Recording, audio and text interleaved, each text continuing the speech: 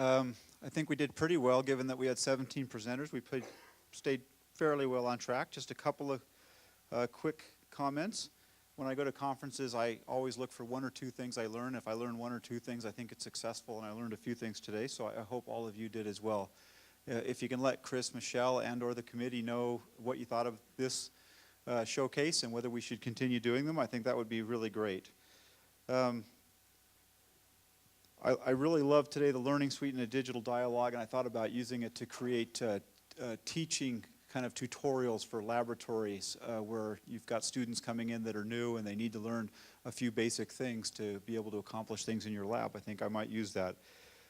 Just on a funny side, I should point out that the accessibility presentation, for which I'm kind of sensitive, they use the smallest font that anybody in all of the presentations.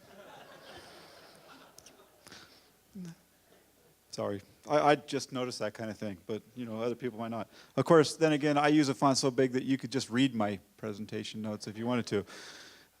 I once had somebody in the church, I told the bishop I had my talk ready and it was only 65 pages long. His immediate response was, just give the first couple.